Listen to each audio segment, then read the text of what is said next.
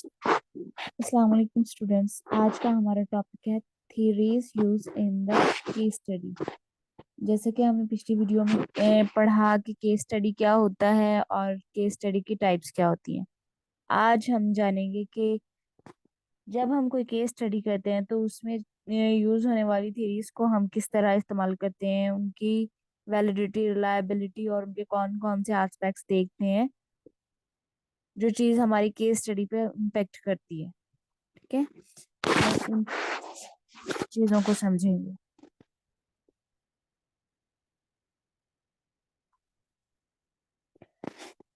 तो सबसे पहले है कि आइडेंटिफाई द थ्योरिटिकल पर्सपेक्टिव। हमने इस पॉइंट को समझना है, अंडरस्टैंड करना है कि हमने जो केस स्टडी डिजाइन की है उसका पर्पस क्या है। जब हमें पर्पस क्लियर होगा तो हम उस पर बेहतर तौर पे काम कर सकेंगे।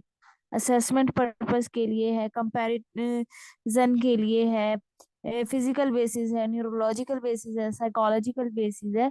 हम जब इन पर्पस को अंडरस्टैंड कर लेंगे तो फिर हम नेक्स्ट चूज करेंगे कि क्वालिटेटिव हो, क्वांटिटेटिव हो, डिटेल्ड हमने स्टडी करनी है या स्पेसिफिक एस्पेक्ट्स को देखना है। फॉर एग्जाम्पल, जब हम किसी इलनेस के साथ हॉस्पिटल में जाते हैं तो अगर हमें कोई सीवियर किस्म की बीमारी है तो डॉक्टर उस चीज पे फोकस करते हैं कि गुर्दों का मसला है तो वो उससे रिलेटेड मेडिसिन देते हैं, रेदर देन के वो पूरी बॉडी का चेकअप करें। लेकिन अगर हम विदाउट एनी एग्जामिनेशन और रिकमेंडेशन जाते हैं तो हम कह देते हैं कि हमें सिम्टम्स पता होती हैं कि ये वाली चीज चल रही है, लेकिन हमें एग्जैक्ट अपनी बीमारी का नहीं पता होता। तो उन्हें डिफरेंट न्यूरोलॉजिकल टेस्ट करने पड़ते हैं, साइकोलॉजिकली भी करने पड़ते हैं, फिर उन टेस्ट बताते हैं कि क्या इलनेस है और किस तरह इस वे को लेके चलना है। तो सेम वे में जब हम रिसर्च कर रहे होते हैं तो भी हम इन थ्योरीज को अंडरस्टैंड करते हैं कि जो हम केस स्टडी करने जा रहे हैं, जो हम प्रॉब्लम आइडेंटिफाई करने जा रहे हैं, उसकी नौबियत क्या है, उसका डिस्क्रिप्टिव पॉइंट क्या है, उसका टू द पॉइंट रखना है या एक्सप्लोर करके बताना है।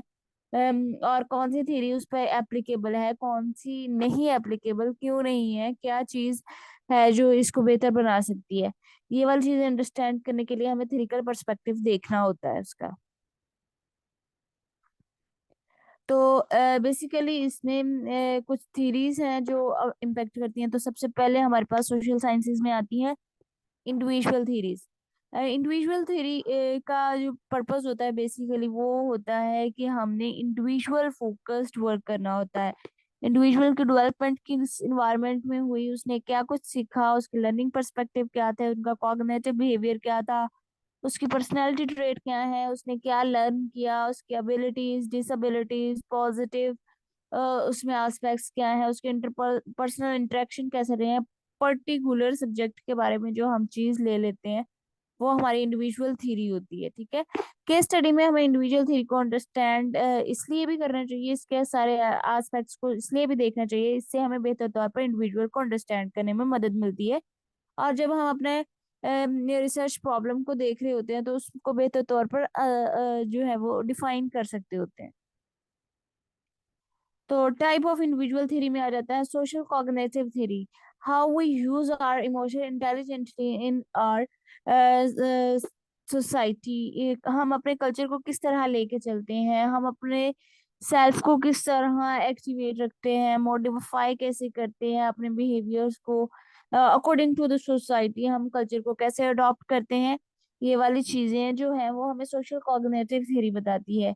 और हम अपने बिलीफ सिस्टम को कैसे डेवलप करते हैं ये भी चीज हमें इसी से पता चलती है। तो हमें इंडिविजुअल थ्योरीज को जब देखना है तो हमने सोशल कॉग्निटिव थ्योरी को, सेल्फ रेगुलेशन मॉडल को, सेल्फ हेल्थ बिलीफ को और प्लान्ड बिहेवियर को, इन सारी चीजों को देखना होता है। अब सोशल कॉग्निटिव थ्योरी में तो हमें पता चल गया कि इंडिविजुअल जो रिस्पॉन्स करेगा वो अकॉर्डिंगली करेगा, कि कल्चर के एस्पेक्ट्स को बताएगा, अपनी सोसाइटी को बताएगा।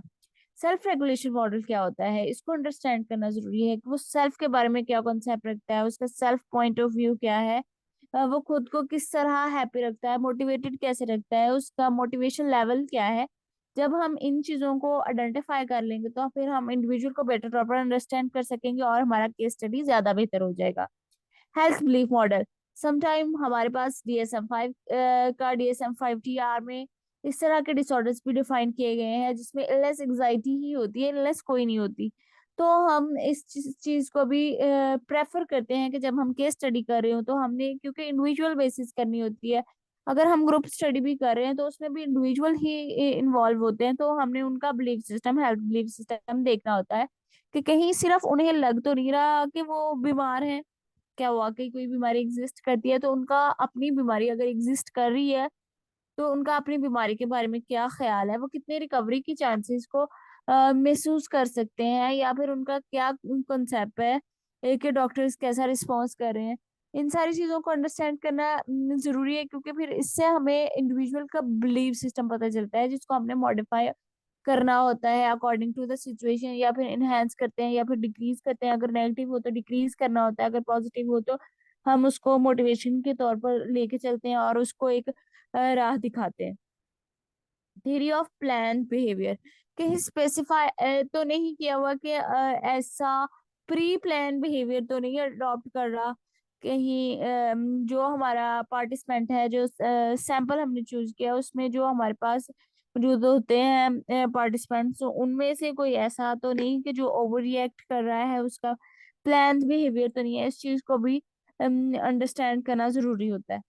तो हम देखते हैं जब हम अपनी रिसर्च कंडक्ट कर रहे होते हैं, अगर लॉन्गिट्यूडनल में चल जाए तो हम स्टेजेस ऑफ चेंज भी चेक करते हैं कि कितना चेंज आ रहा है। और उसमें अगर हम देखें तो इंडिविजुअल में जो चेंजेस आ रहे होते हैं, और अगर उन्हें पता हो कि हम अंडर ऑब्जर्वेशन है या स्टडी है, तो वो बेटर परफॉर्म करने की कोशिश करते हैं, अबव एवरेज परफॉर्मेंस देने की कोशिश करते हैं। और समटाइम वो कह रहे होते हैं कि हमारी हकीकत ना पता चल जाए तो बिलो एवरेज भी परफॉर्म कर रहे होते हैं। तो वो जो प्री प्लान बिहेवियर होता है वो इस चीज को भी डिफाइन करता है और स्टेजेस ऑफ चेंजेस को भी नोट करने में मदद करता है। तो यहाँ पर जो है ये स्टेजेस ऑफ चेंज की बात, तो हमने उन चेंजेस को अंडरस्टैंड करना होता है। फॉर एग्जाम्पल कि अगर हम इसकी बेटर तौर पर एग्जाम्पल इसी चीज को ले सकते हैं कि अगर हम केस स्टडी करें तो हमने उसके अगर अडल्ट भी है तो हमने देखना होता है कि अगर प्रॉब्लम कोई एग्जिस्ट कर रही है, कोई डिसऑर्डर एग्जिस्ट कर रहा है, कोई साइकोलॉजिकल प्रॉब्लम है, तो उसका ड्यूरेशन कितना है, कब स्टार्ट हुआ, बचपन कैसा था, अर्ली डेवलपमेंट पीरियड क्या था। अब स्पेसिफाई है कि 1.5 साल का बच्चा चलना शुरू कर देता है, अगर उसने नहीं चलना शुरू किया तो फिर ग्लोबल डेवलपमेंट की डिले की तरफ से तो नहीं ये डिसेबिलिटी आ रही जो अडल्टहुड में भी नजर आ रही है। तो हमने चाहे बच्चे का केस स्टडी करना है चाहे बड़े का करना है, लेकिन हमने केस स्टडी में इस चीज को, स्टेजेस ऑफ चेंज को भी रखना है। जैसे कि सिगमंड फ्रॉइड ने जो है 5 स्टेजेस बताई हैं, ओरल, एनल और फेलिक स्टेज, उसको उन स्टेजेस के थ्रू हम बेहतर तौर पर अंडरस्टैंड कर सकते हैं। The relapse of prevention model, ये ऐसा मॉडल है जिसमें हम देखते हैं कि अगर कोई प्रॉब्लम पहले एग्जिस्ट कर रही थी तो वो किस नौबियत की थी, उसमें कितना चेंज आया, और फिर उसके रिलैप्स के चांसेस कितने हैं। अगर रिलैप्स आ रहा है, अगर जो फॉर एग्जांपल हमारे पास ऐसा केस स्टडी सैंपल है, ऐसा प्रॉब्लम हमने चूज किया है कि जो पहले मेंटल डिसऑर्डर का शिकार हो चुके थे लेकिन बाद में उनको रिकवरी हो गई और दोबारा से वो कंसल्ट कर रहे हैं अपनी प्रॉब्लम की वजह से। तो हम अगर ऐसा, अगर कोई लेते हैं केस स्टडी, अपनी रिसर्च कंडक्ट करते हैं, तो फिर हमें इस पर्सपेक्टिव को भी देखना होता है कि रिलैप्स प्रिवेंशन जो है वो कितनी इफेक्टिवली काम कर रही है, क्या मिस्टेक्स रह गई हैं, उसको इम्प्रूव करने में मदद मिलती है। तो बेसिकली हम इंडिविजुअल लेवल पे जब ये देखते हैं तो हमने इन सारे एस्पेक्ट्स को देखते हुए केस को बेहतर तौर पर अंडरस्टैंड करना होता है ताकि उसकी वैलिडिटी और रिलायबिलिटी कायम रहे।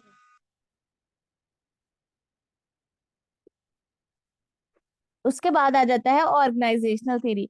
ऑर्गेनाइजेशनल थ्योरीज को अंडरस्टैंड करना इसलिए जरूरी है क्योंकि हम इंडिविजुअल है ना, इंडिविजुअल पर्सन है जो वो डिफरेंट ऑर्गेनाइजेशन से मुंसलिक रहता है, कहीं पे काम कर रहा है, किसी मोहल्ले में रह रहा है, तो उसने उसकी कम्युनिटी के मुताबिक चलना है, उसने जो उस मोहल्ले के रूल्स एंड रेगुलेशंस है उसके मुताबिक चलना होता है। अगर किसी कंपनी में काम कर रहा है तो उसके फंक्शंस हैं, उसकी एक्सलेंस है, उसमें उसकी परफॉर्मेंस है, उस पर वो फोकस कर रहा होता है कि वो किस तरह बेहतर परफॉर्म कर सकता है, किस तरह अच्छा अर्न कर सकता है। तो हमें यहाँ पर ऑर्गेनाइजेशनल थ्योरीज को अंडरस्टैंड करने की जरूरत है कि वो इंडिविजुअल की डेवलपमेंट पे कैसा असर करती है, और ये हमारे रिसर्च क्वेश्चन को बेहतर तौर पर अंडरस्टैंड करने की मदद देगा। क्लासिकल ऑर्गेनाइजेशनल थ्योरी में है कि ऑर्गेनाइजेशन की जो थ्योरी होती है कि हर एक ऑर्गेनाइजेशन का एक एम होता है और उनके प्रोसेस होते हैं कि हमने किस तरह उस गोल को अचीव करना है जो उन्होंने स्टार्टिंग पॉइंट पर बनाया होता है।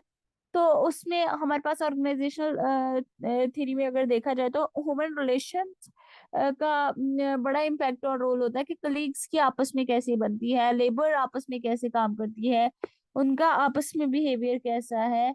वो जो डिस्कशन मेकिंग थ्योरी है वो भी इसमें रोल प्ले करती है कि हमारे पास जो लेबर्स मौजूद है उनकी राय का एहतराम किया जाता है, उनको प्रॉपर सहूलियात दी जाती है। क्या सिस्टम है मॉडर्न सिस्टम में ये होता है ना कि हम क्लासिकल ऑर्गेनाइजेशन थ्योरी को और लेबर को ह्यूमन रिलेशन को सबको मिला के साथ चल रहे होते हैं।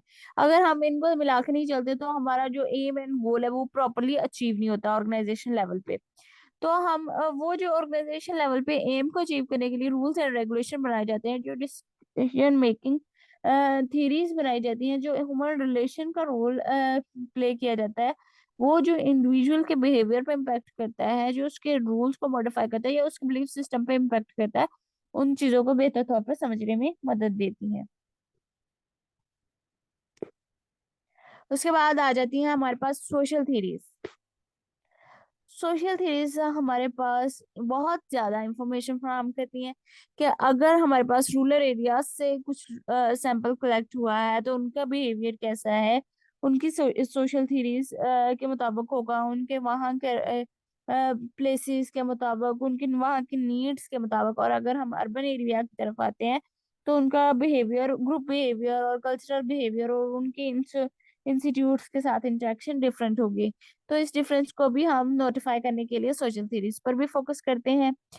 समटाइम जो होता है अर्बन एरियाज में रहने वाले लोग इतना बेहतर तौर पर अंडरस्टैंड नहीं कर रहे होते रूरल एरियाज के इन्वायरमेंट को। तो वो जब कहीं पे विजिट पे जाते हैं तो उनका बिहेवियर उनको डिस्टर्ब करता है एक दूसरे को, यानी समटाइम अर्बन कल्चर के लोग नहीं अंडरस्टैंड कर रहे होते रूलर को, और समटाइम रूलर्स कल्चर वाले अर्बन को नहीं अंडरस्टैंड कर रहे होते। लेकिन जब कहीं किस लेवल पे, इंटरेक्शन लेवल पे इनको किसी इंटरेक्शन करना पड़ता है तो फिर ये एक दूसरे के असूलों को नजरअंदाज कर रहे होते हैं या फिर ये प्रॉब्लमेटिक हो रहा होता है।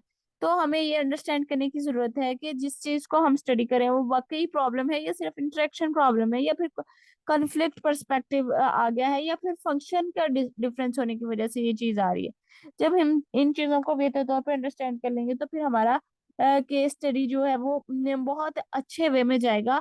यहाँ पर हमें जो है वो इन थीरीज को पढ़ने का या समझाने का यही मतलब है कि अगर हम कोई ऐसी अपनी रिसर्च कंडक्ट कर रहे हैं जिसमें हमने केस स्टडी करनी है तो हमने उसमें इंडिविजुअल थीरीज भी देखनी है। ठीक है, इंडिविजुअल इम्पोर्टेंस, सेल्फ इम्पोर्टेंस को देखना है, सेल्फ मैनेजमेंट को देखना है, इंटरपर्सनल इंटरेक्शन को देखना है, सेल्फ टॉक को भी देखना होता है। इन जब इन सब पर्सपेक्टिव को देख लेते हैं तो उसके बाद हमारे पास आ जाती है नेक्स्ट स्टेप आ जाता है। उसमें हम ऑर्गेनाइजेशनल लेवल पे आ जाते हैं, ह्यूमन के अदर कल्चर के साथ, अदर ग्रुप्स के साथ इंटरेक्शन देखते हैं। ये भी जरूरी है। केस स्टडी में पहले इंडिविजुअल लेवल को अंडरस्टैंड करना जरूरी है। जब आपको इंडिविजुअल लेवल पर अंडरस्टैंडिंग हो जाए तो फिर आपने ऑर्गेनाइजेशनल लेवल पे अंडरस्टैंडिंग हासिल करनी है। जब हम ये अंडरस्टैंड कर लें कि इंडिविजुअल जो है इस तरह के रवैये के साथ ऑर्गेनाइजेशन के साथ इस तरह इंटरेक्शन करता है तो फिर हम उसके सोशल सेटिंग में आते हैं। अगर हम कोई भी डिसऑर्डर भी देखें तो उसमें भी लिखा हुआ होता है, हाईलाइट किया हुआ होता है कि डिसऑर्डर तभी कंसीडर किया जाता है जब कम से कम तीन एरियाज में डिस्टरबेंस हो, एजुकेशनल लेवल पे, ऑक्यूपेशनल लेवल पे एंड पर्सनल लेवल पे डिस्टरबेंस अकर हो रही हो, वो सेल्फ ग्रोथ पर काम ना कर रहा हो, या फिर कॉग्निटिव प्रॉब्लम्स भी हो, तो फिर हम उस चीज को डिसऑर्डर कंसीडर कर सकते हैं। लेकिन अगर इन दो में से भी, तीन में से भी दो सेटिंग्स में प्रॉब्लम नहीं है, किसी एक में है, तो इसका मतलब है प्रॉब्लम डायग्नोज लेवल का नहीं हुआ। प्रॉब्लम है, एग्जिस्ट करता है, लेकिन उसको मैनेज किया जा सकता है। लेकिन डिसऑर्डर तभी बनेगा जब ये सारे जो है वो आर्टिफैक्ट्स बेहतर तौर पर अंडरस्टैंड एबल नहीं होंगे। तो अगर हमने अपनी रिसर्च को कंडक्ट करनी है तो बेसिकली जैसे डीएसएम है हमारे पास मौजूद है, वो रिसर्च बेस्ड है, टोटली रिसर्च बेस्ड है। अगर आप उसको पढ़ेंगे तो आपको इन थीरीज का बेहतर तौर पर अंदाजा हो जाएगा। Thank you very much for your time.